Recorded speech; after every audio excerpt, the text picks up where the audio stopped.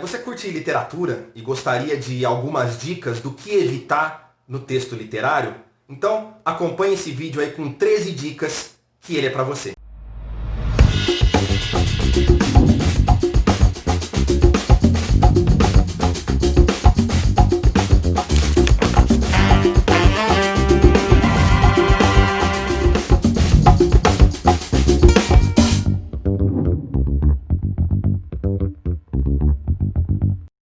Bom, a primeira coisa que a gente tem que dizer é que em escrita literária não há uma receita propriamente, né? Não há o certo ou o errado em sentido absoluto. Muito pelo contrário, né? A literatura marca-se justamente pela liberdade, pela possibilidade criativa. Mas é possível que nós tenhamos algumas diretrizes, digamos assim, que obviamente podem ser descartadas a qualquer momento. Eu lembro sempre de uma frase do Ernest Hemingway, que ele dizia o seguinte: como escrever bem? Tudo que você precisa fazer é se sentar diante da sua máquina de escrever e sangrar. Escrever é sangrar. Escrever é colocar a alma para fora, né? Sem absolutamente cair num clichê. Né? Escrever não tem a ver. E aí vai já a primeira dica, né? Do que evitar. Pelo menos eu dou esta dica, né? Não depender da inspiração.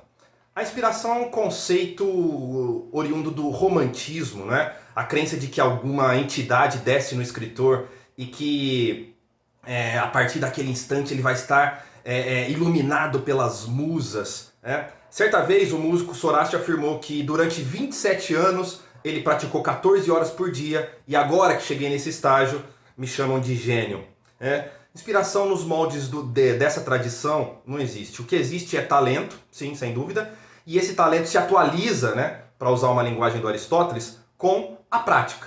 Então, a inspiração, depender de algo, evidentemente não existe. É claro que existem os momentos propícios, é claro que existe a propensão, e é claro que existe trabalho duro. Né? O escritor necessariamente precisa de disciplina, ele precisa escrever. Quanto mais escrever, mais ele aprende a escrever.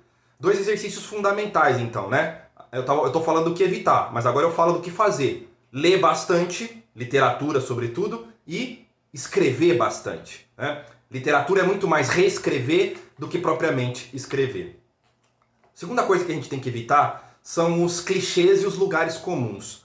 A boa literatura faz o leitor tropeçar. Essa é a diferença, por exemplo, da literatura e da autoajuda. A autoajuda diz exatamente o que o leitor quer escutar. Ele quer ler aquilo, né? E ele chama isso de identificação com a obra. Nossa, esse autor diz exatamente o que eu penso. Ora, se ele diz exatamente o que você pensa, para que você está lendo esse livro? Se você pega Clarice Lispector, Guimarães Rosa, Machado de Assis, Graciliano Ramos, enfim, Érico Veríssimo, Mia Couto, Walter Ugumãe, essas pessoas fazem você tropeçar. Caramba, o que eles disseram?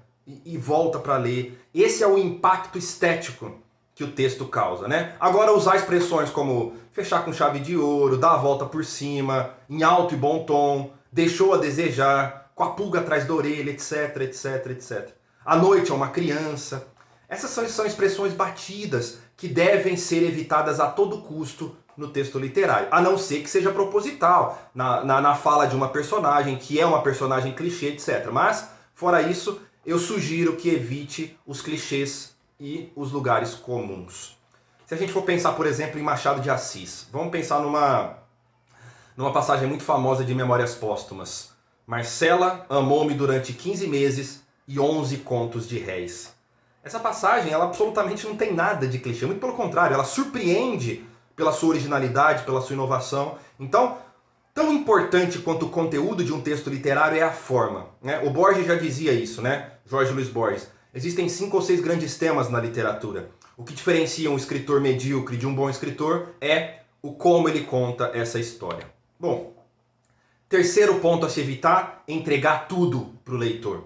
Não subestime a inteligência do seu leitor. Deixe ele quebrar o quebra-cabeça. Deixe ele fazer a sua própria história. Então, pense numa pintura impressionista. Ela não dá todos os detalhes da paisagem, por exemplo, né? Ela sugere. A minha concepção de literatura é justamente muito mais sugestão do que explicitação. É muito mais deixar o leitor imaginar e completar a história do que propriamente entregar tudo. Essa é a diferença, por exemplo, de um texto ensaístico ou jornalístico, né, e um texto literário. O texto literário não entrega tudo, ele usa metáfora, ele diz coisas sem dizer propriamente as coisas. É aí que está a beleza da forma do texto literário. Muito bem. Um quarto ponto a se evitar é o que eu costumo chamar de período frouxo. Preste atenção nessa frase. Ela se assustou assim que a porta se abriu. Agora, veja como fica diferente se a gente inverte isso. Assim que a porta se abriu, ela se assustou. Percebe? A gente joga a tensão da frase no início para depois colocar a ação. Esse tipo de detalhe faz toda a diferença se somado, né, ao resto do que eu estou falando aqui. Então, evite períodos frouxos que já entregam de antemão o que o leitor está esperando. Surpreenda-o, crie uma tensão, crie uma surpresa em relação ao que vai acontecer na ação. Quinta coisa para se evitar, os adjetivos opacos. Eu chamei assim de adjetivos opacos. Ou aqueles adjetivos que já estão muito próximos daqueles substantivos há muito tempo. Por exemplo, mulher linda, olhos brilhantes, né? Vamos tentar colocar adjetivos surpreendentes. Vou dar um exemplo. Uma frase comum. Com aqueles olhos lindos, ela me olhava ardendo de desejo. É uma frase clichê, usa adjetivos comuns perto de substantivos que já estão acostumados. Agora, ela me olhava com aqueles olhos decotados. Perceba a diferença, né? Os olhos decotados, esse adjetivo, ele não costuma estar perto de olhos, do substantivo olhos. E aí, ele passa a intenção do narrador ou do autor, sem necessariamente dizer ardentes de desejo, que é uma expressão muito clichê, muito comum. Então, evite os adjetivos opacos. O Graciliano Ramos falava que se um substantivo é bem colocado, ele sequer precisa de um adjetivo. Eu não concordo 100%, mas a tendência dos escritores iniciantes é adjetivar demais. Então, tomem cuidado com os adjetivos que são, digamos, comuns clichês, beleza? Sexta dica do que evitar, exagero de noções abstratas. A filosofia, ela se faz com abstrações, com generalizações. A literatura não. Quanto mais concreto for, melhor. Quanto mais corpóreo for, melhor. Quanto mais imagético for, melhor. Então vamos ver. Um exemplo. Novamente, aquela sensação percorreu todo o meu ser. Por que não substituir ser por corpo? Novamente, aquela sensação percorreu todo o meu corpo. Eu tenho uma imagem, eu tenho um corpo que está sendo percorrido por esta sensação. É muito mais forte em termos literários. Beleza? Sétimo, evitar tentar a todo custo emocionar, chocar ou surpreender o leitor. Existem alguns escritores que querem a todo momento colocar um palavrão no texto, colocar uma cena de sexo, uma cena de violência. É evidente que isso pode ser feito, mas não de maneira gratuita. Vamos pensar no teatro. Será que necessariamente aquela cena precisaria de nudez? Ou será que a nudez está ali justamente para chocar de maneira gratuita? Esse é o ponto. Você pode usar o que você quiser. Palavrões, pensem no Rubem Fonseca, por exemplo. Cenas de violência, cenas de sexo, mas isso tem que ter coerência, tem que ter coesão com o enredo e com a tua forma literária. Beleza? Oitava dica do que evitar. O excesso de telling. Vamos pensar nessa expressão em inglês. Existem duas expressões, o telling e o showing. O que é o telling? É o dizer. E o que é o showing? É o mostrar. Em literatura é muito mais rico mostrar do que dizer. É evidente que de vez em quando você pode dizer, né? Mas mostre mais o seu personagem, a sua personagem fazendo as ações. Por exemplo, João tem sido um homem muito generoso. Eu disse. Agora, se eu digo, no último ano, João doou parte do seu salário para inúmeras entidades filantrópicas. Eu mostrei ele sendo generoso. Percebem a diferença? Então, evite dizer demais e mostre. Quanto mais você mostrar, mais rico literariamente o seu texto vai ficar. Muito bem. Nona dica do que evitar: descrições que não contribuem para o enredo. Vamos lembrar, os romances do século XIX, eles são abundantes em descrições. Mas por quê? Primeiro, porque não existia televisão, não existia internet. Segundo, porque os escritores ganhavam por página escrita. É óbvio que as descrições são importantes no texto literário. mas elas têm que, novamente, elas têm que contribuir para o enredo. Eu lembro de uma frase do Chekhov, que é um dos grandes contistas da história. Ele diz o seguinte: se você mostra uma espingarda pendurada na parede no início do conto, até o final ela tem que atirar. Ou seja, se você colocou uma espingarda ali, ela tem que ter uma função cênica, uma função de enredo, e não simplesmente estar ali por uma questão decorativa. Beleza? Décima dica, os resumos narrativos em demasia. O que é isso? O que é um resumo narrativo? É eu contar vários anos, vários meses em um parágrafo, por exemplo. É evidente que num romance, por exemplo, eu posso e devo fazer isso. Mas será que num conto é cabível? Eu creio que não. Então, quanto mais você acompanhar a cena, quanto mais você acompanhar o tempo da narrativa na tua escrita, mais rico literariamente o texto fica. Ok? Então, óbvio, eu não estou dizendo que você não vai usar o resumo narrativo, mas tem que evitar o excesso dos resumos narrativos, substituindo eles por cenas, que é a tentativa aproximada de imitar a duração da história no próprio discurso. Beleza? 11ª dica do que evitar: ser afoito.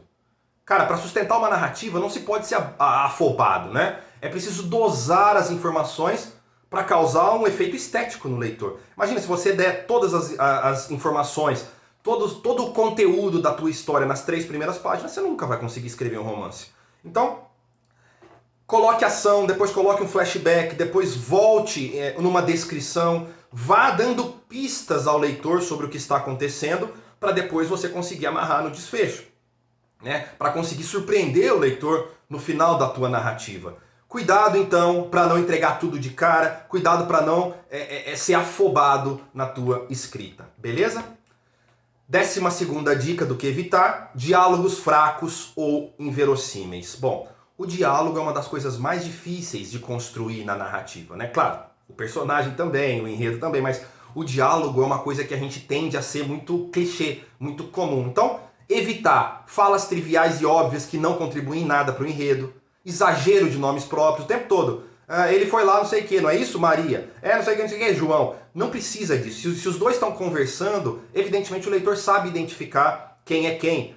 Interjeições que idiotizam o diálogo. Nossa, como você está bonito. Ufa, ainda bem que você gostou. Coisas assim não contribuem e, aliás, são bem inverossímeis, né? Falta de personalidade na fala da personagem. Um adolescente de periferia não pode falar do mesmo jeito de uma idosa que está numa casa de repouso, por exemplo. Existem peculiaridades nas falas. Só que cuidado, o extremo oposto também é perigoso, né? Cair em estereótipos, em caricaturas. Não é porque a pessoa é da periferia e é adolescente que necessariamente ela só vai falar gírias. Entende? Então a gente tem que saber dosar e ter bom senso. Bom senso, isso é vivência, isso é experiência de vida, isso é leitura literária. Evitar também as redundâncias, né? Ela olhou, por exemplo, né? Ela olhou para o relógio e eram 10 da noite. Poxa, são 10 horas, estou atrasado. Ou seja, o narrador já disse que são 10 horas. Eu não preciso que a personagem diga, né? Outra coisa, se uma personagem está ironizando alguma coisa no próprio diálogo, não há necessidade do narrador dizer, por exemplo, ironizou fulano. O próprio leitor já percebe a ironia se ela for bem construída no diálogo, não é isso? E a última dica, eu sei que foi muita coisa, mas depois vocês podem rever o vídeo, o narrador panfletário. O que é isso, né? Não é aconselhável que o narrador emita juízos de valor. Esse é o perigo da literatura engajada. O seu personagem, a tua personagem, pode sim emitir juízo de valor, pode ser reacionário, pode ser progressista, não interessa. Agora, o teu narrador, colocar um juízo de valor na boca do teu narrador é um pouco temerário. Então, cuidado para o seu conto, para o seu romance não virar um panfleto político. A própria literatura já é um ato político. Tudo é perpassado pela política. Então, a gente não precisa forçar a barra para colocar um ponto de vista político, partidário, na boca, aliás, na pena do nosso narrador. O personagem sim, o narrador não. Eu espero que essas 13 dicas sejam úteis para quem quer começar a escrever. Se você gostou desse vídeo, curta, compartilhe, mostre para os amigos, me ajude a fazer crescer o canal para que o meu trabalho continue acontecendo. Um grande abraço e até o próximo vídeo.